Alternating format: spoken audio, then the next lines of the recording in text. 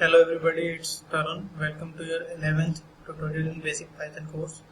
In this tutorial, I will be teaching you guys about functions. Okay. We have talked about, something about functions in our earlier tutorials where we talked about inbuilt functions. Okay, so I'm going to revise them a bit, and with them I'm going to tell you how to define a new function which works as you want it to work. Okay, so let us start with the revision of built-in functions and other stuff which we have learned earlier. Okay, so let's start. In the context of programming, a function is a named sequence of the statements that performs a computation. Okay, so what does it do? A function has a certain piece of information which it performs when you call it. Okay, so you have seen one example of a function called type function. Okay, so you can see that the name of the function is type.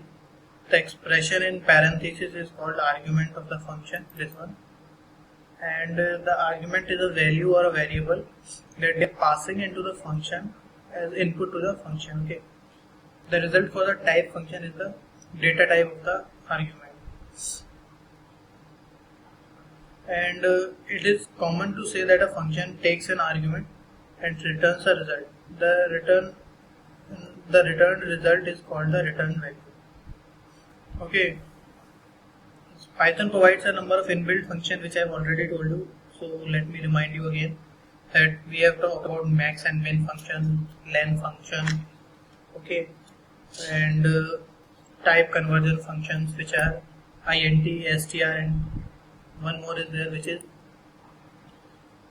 float. Okay, what will it do? It will convert any value to floating variables. Say, let's say I convert type 32.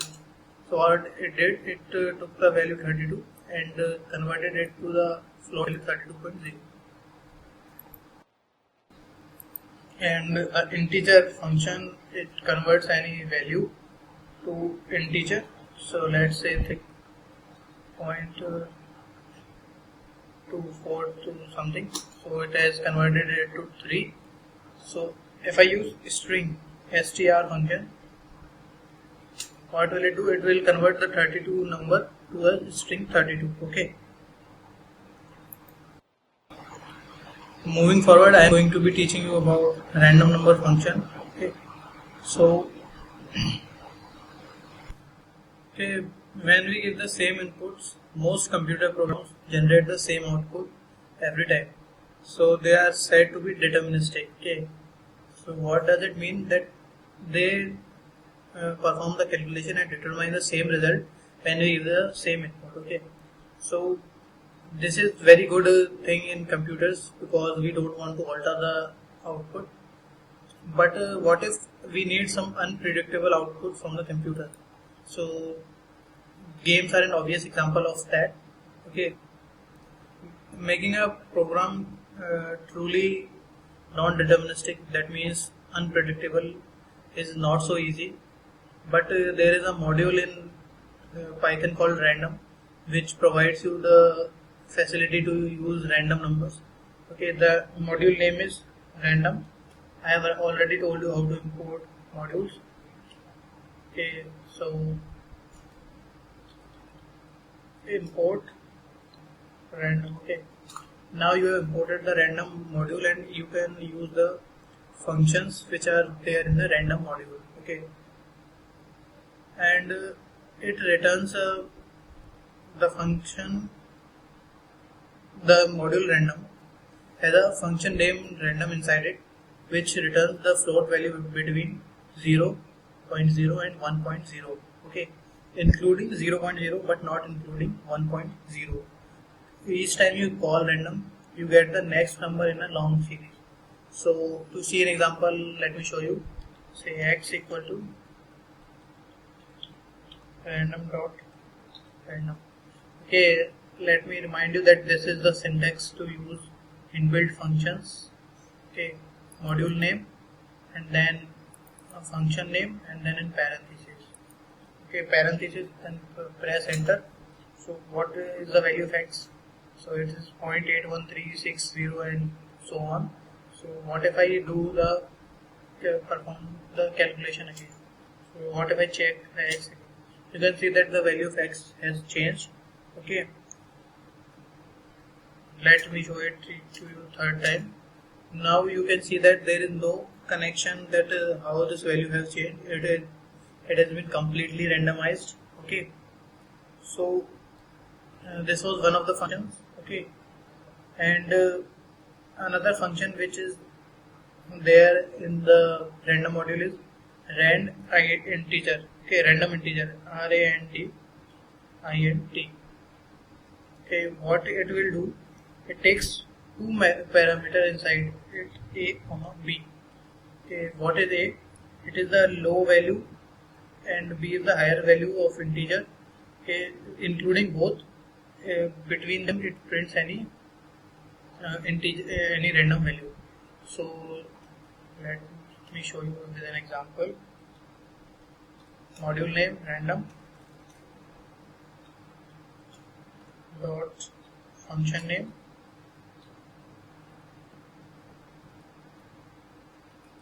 and then 4 comma 10s. Okay, so you can see it has printed 10. I have typed it again, so it has shown 5. Now you can see that there is no connection how it performed it. Okay, another function which is there in random module is choice function, which is used to choose an element from a sequence at random. Okay, so let me create a sequence for you.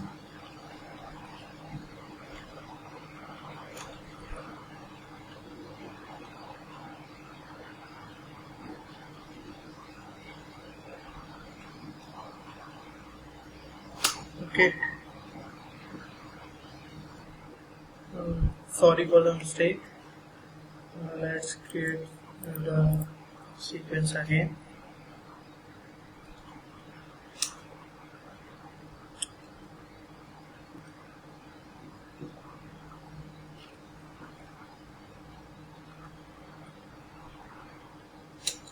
Okay, so if I use random dot choice, okay, and in parentheses t, you can see that it has printed out every time different output. Okay, the random module also provides functions to generate random values from continuous distributions, including Gaussian, exponential, gamma, and a few more. Okay, so these are some pretty professional things, or say you can say advanced things. So you can Google them and search them. Okay, moving forward, let's talk about math functions again. Okay, so just like random functions, to use random functions we had to import the random module. To use the math function we had to import math module, which is named by math, import math.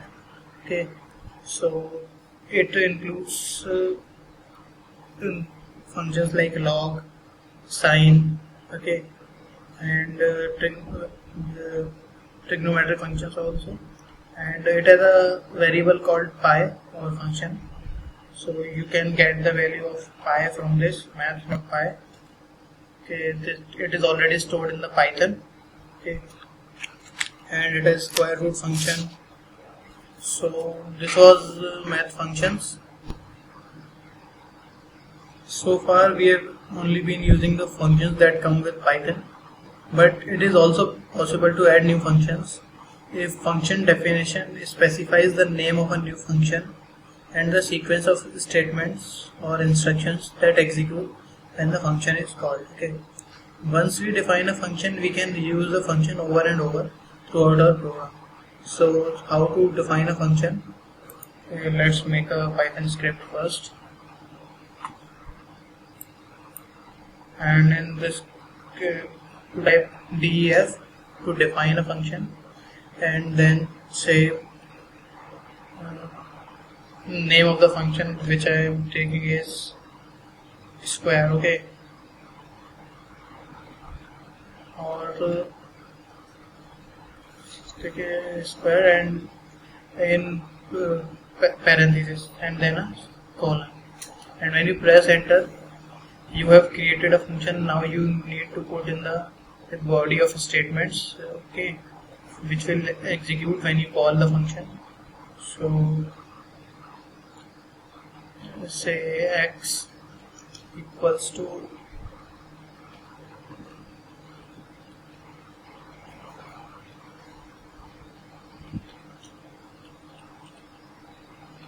integer input where I want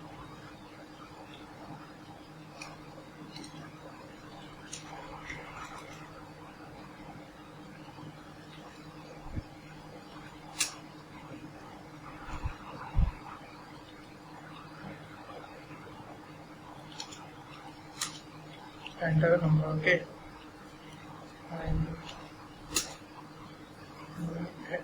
y equals to x star star 2 and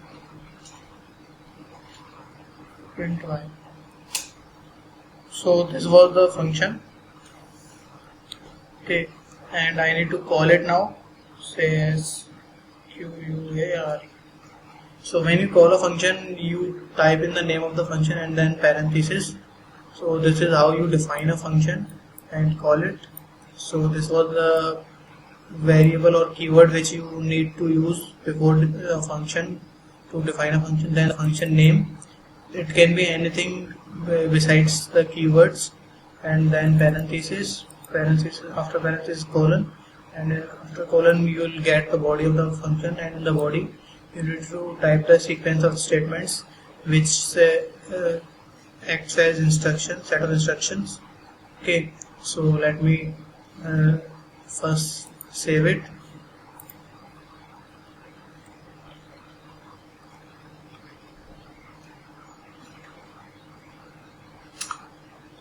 Okay, and then run it. So you can see that it is asking for a number. So if I enter 2, you can see that it has printed the output 4. Okay, so there are some rules for function name which are same as the rules for variable name. Letters, numbers and some punctuation marks are legal, but the first character cannot be a number, and you cannot use a keyword as the name of a function, and you must avoid having a variable and a function with the same name, okay. The empty parenthesis, this thing, the empty parenthesis, this one, okay, it indicates, after the name indicates that this function does not take any arguments, okay. Later we will define functions which take arguments as their inputs, okay. The first line of the function definition is called header, and the rest of the function is called body, okay. And always keep in mind that just like if else statement I told you in the 9th tutorial, that it has also to end it with colon, okay. And there is indentation after in the body which you always have to keep in mind, okay. And the body can contain any number of statements. The strings in the print statement are enclosed in double quotes, single quotes, or double quotes, both do the same thing, okay. And if you type a function definition in interactive mode, okay, it is just like the if else statement in which I have told you in the earlier tutorials. If I type function definition here, let's say def cube, let's make it a cube function now, okay. X equals to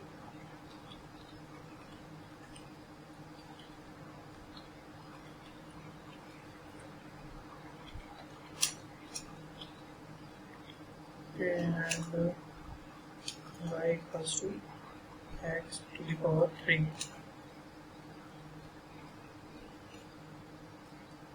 int y. So if I now call q function, it is asking for a number, say 3. Okay, this is how you type a function in an interactive mode. This is to check that the function is working correctly or not. Okay, and now let's move forward. Okay. One more thing before moving forward is that you can use a function inside a function. Say in this function, okay, if I use any inbuilt function, say type of x, okay, so you all know that the type of x is integer, and now when I call square, okay, so let's put it at the end of the function.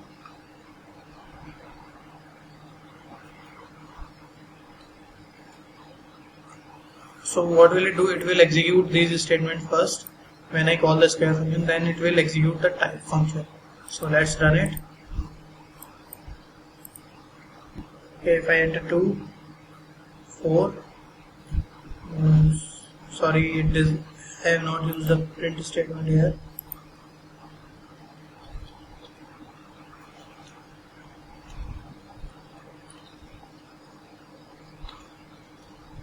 Okay. You can see that it has showed us the type of x. Okay. One more thing to keep in mind when you are using functions, okay, defining functions on your own, okay, which is that you have to create a function before you can execute it.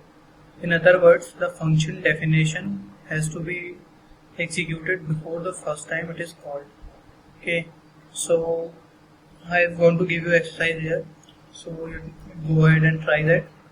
Move the last line of this program. Okay, this program say create two functions, and create two functions with your own. Do not use any inbuilt function, and call one function inside another function, and then call that function in which you have called another function inside it.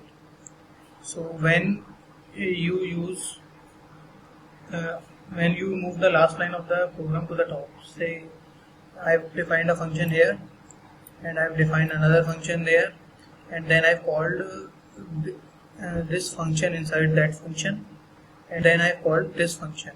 Okay, so I have called this function over here, but what if I move this calling of the function in the top of the program? So what error message will it show? Go ahead and check that. Okay, so this is your exercise for this tutorial. And one more thing which I want to tell you is flow of execution. It says that in order to ensure that a function is defined before its first use, you have to know that the order in which statements are executed, which is called the flow of execution. Execution always begins at the first statement of the program. Statements are executed one at a time in order from top to bottom. Okay. Function definition do not alter the flow of execution of the program, but remember that statements inside the function are not executed until the function is called. Okay. A function call, you can say, is like a detour in the flow of execution. Instead of going to the next statement in the program, when you call a function, it will move back to the function body, function header, then to the function body, and then it will execute the statements inside the function. So this is flow of execution. This was explanation for how the functions actually work inside a program. So now let's build some function with parameters and arguments inside them. Okay. So some of the functions we have seen require arguments. For example, when you call math.square sqrt, you pass a number as an argument. Some functions take more than one argument. Okay, So there is a function in Python called POW, and I have imported the math module. Let me import it again so it does not show error. Math.pow. What it takes two values as its parameters or argument. One is base and second is exponent. So let me show you with an example. 2, 3. The 2 is base and 3 is power. So it is showing me 2 to the power 3. So this was another method to do exponents. Okay, and another method is star which I have told you earlier. Inside the function, the arguments are assigned to variables called parameters. Okay, here is an example of a user-defined function, okay, which takes an argument. Let me show you. So define print twice. Okay, that suggests by its name that it will print twice.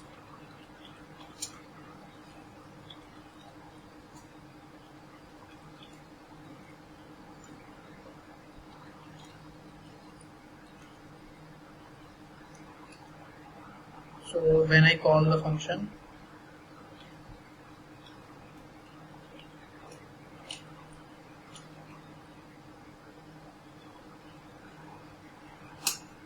okay, you can see that it has printed the statement twice. And how does it work? The function assigns the argument to a parameter, okay, named Tarun. So when I pass Tarun inside the print twice, it assigns Tarun to name, and it prints out the value of the parameter or say variable name, okay, whatever it is, twice. So it can work with any value. Okay, let me show you another example.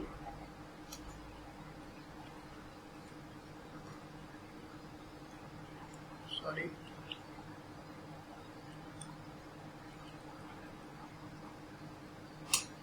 So you can see that it does not know that whether the argument which is coming is an string or integer.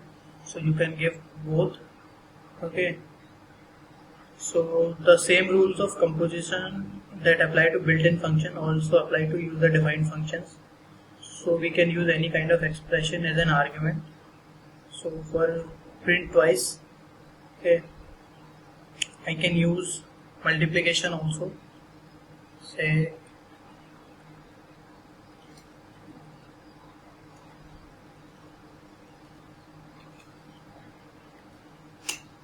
so you can see that it takes the name, the string Tarun, multiplies it 4 times and then store it in name and then print it out.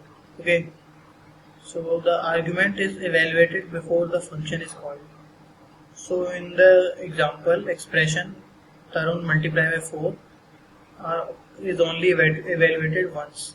So you can also use variable and argument, okay, which I have told you now. So if you don't want to use variable as an argument, okay, you can directly pass the string over here and it will print it out. So how you can do that?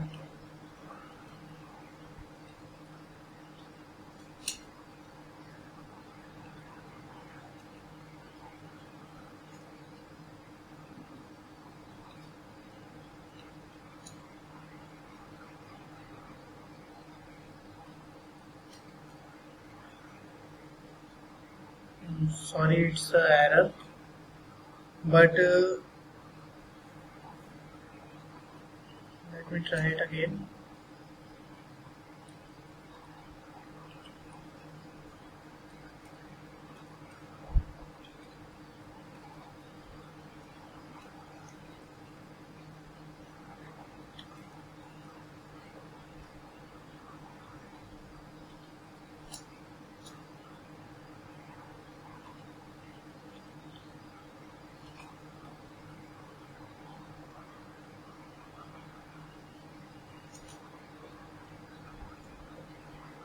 Sorry, so it's not working right now.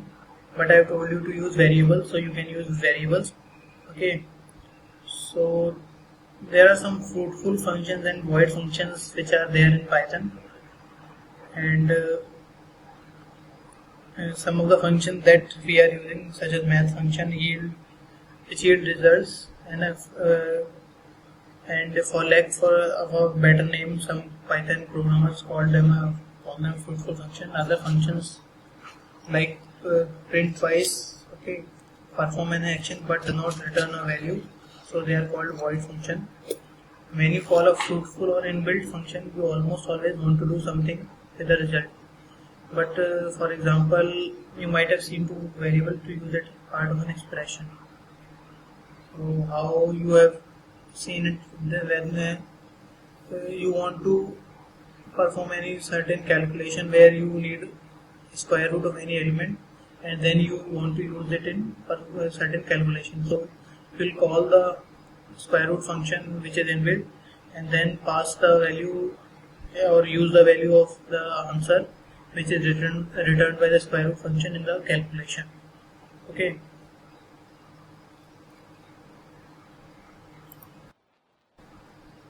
So let me show you with an example. Say x equal to math dot sqrt 5.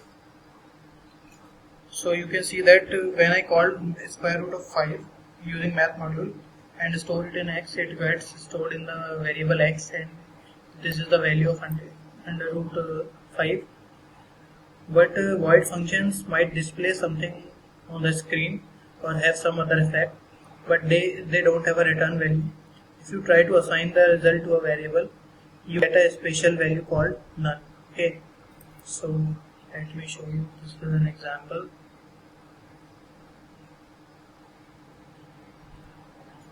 So this is our function. So if I use result as a variable in which I want to store the answer of calling this function,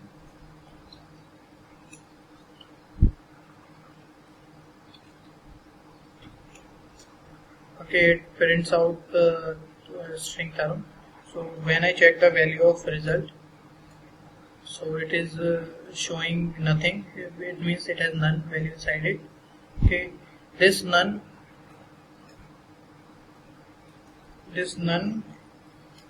is not equals to a string none. Okay, and it has a special value that has its own type. So if I check type of it,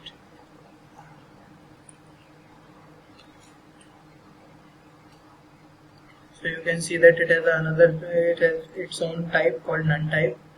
To return a result from a function, we use the return statement in our function. So for example, we could make a very simple function which adds two elements and returns a result. So let's make a function. Define add to a comma b. Here I have used two parameters or arguments inside the parenthesis, which takes two values as input from the user. So added equals to a plus b,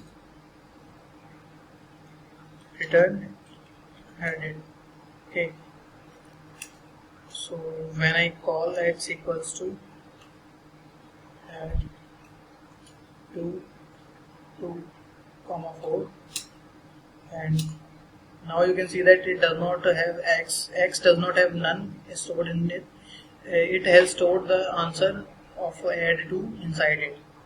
Okay, so when this script executed, the print statement, or say direct x, when I used x statement, it printed out the value 6 because the add 2 function was called with 2 and 4 as arguments. Within the function, parameters a and b were a and 2 and 4 respectively. The function computed the sum of the two numbers and placed it in the local function variable name edit, and used the return statement to send the computed value to the calling code or as the function result which was assigned to the variable x and printed out. Okay, so why we use functions, we might be thinking about that. It may not be clear why it is worth the trouble to divide a program into functions. There are several reasons. First, creating a new function gives you an opportunity to name a group of statements which make your program easier to read, understand and debug. Functions can make a program smaller by eliminating repetitive code. Later, if you make a change, you only have to make it in one place. Dividing a long program into functions allows you to debug the parts one at a time and then assemble them into a working whole. Well-designed functions are often useful for many programs. Once you write and debug one, you can reuse it. Okay. So this was the thing about functions, and one more thing which I want to tell you is using tuples as parameters. So let's move forward to the topic, using tuples as parameters in a function. So I was talking about using tuples as parameters, or by creating parameters as tuples. So how you can do that? Let's define a function, say foods, and inside it a variable name food. Okay. So if I use a single asterisk sign before the parameter inside the function, it will work as tuple. So how it will work? Let's see.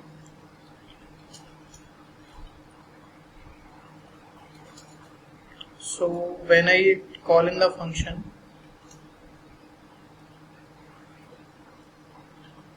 okay, you can see that it has created a tuple in itself. Okay, so let me show you with another example.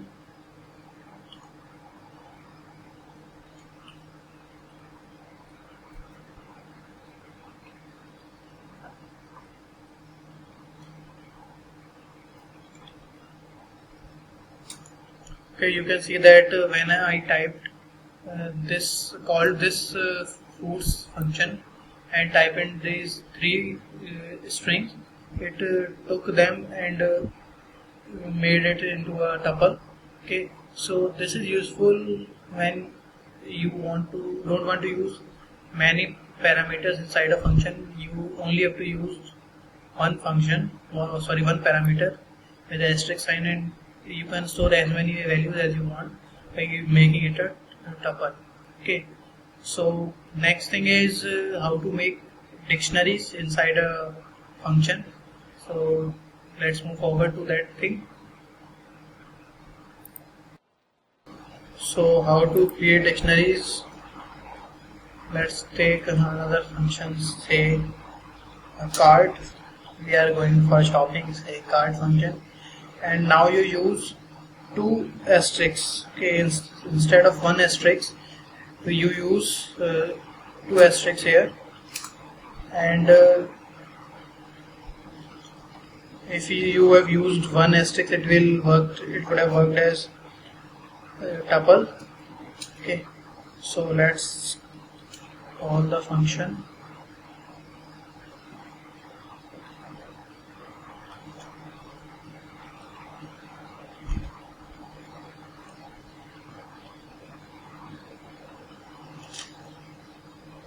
Okay, so now you can see that it has created this the value which I passed in items and made it into a dictionary. Okay, so the last thing which I want to teach you in this tutorial is using tuples and dictionaries as parameters. So first we are going to use tuples as parameter. Let me begin another example function. Say example a comma b comma c. It takes three input parameters and it returns a plus b multiplies c. Okay, so if I have create a tuple, say x equals to, and this is 1, 2.4. Okay, and now I call the function example, and when I want to pass the values of the parameters, so I cannot directly type x here. Okay, I have to use the star symbol, asterisk symbol before the x. So let's check this. So you can see that it will first multiply 2 multiply 4 is 8, and then plus 1 it shows you 9. So now how to use dictionary as parameters. So let's make another example.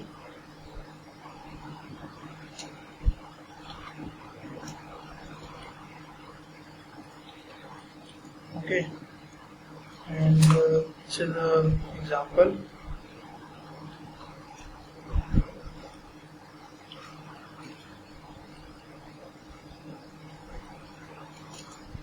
So I need to create a dictionary first. So let's say family.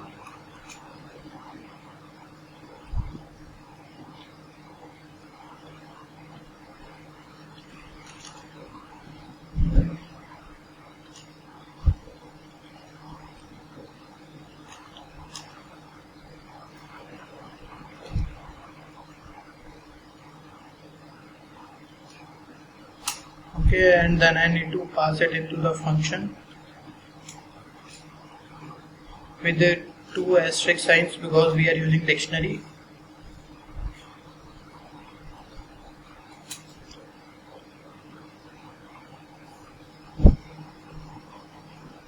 Sorry,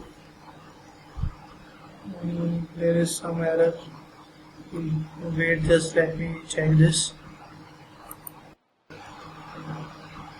Sorry, I used example here instead of example 2.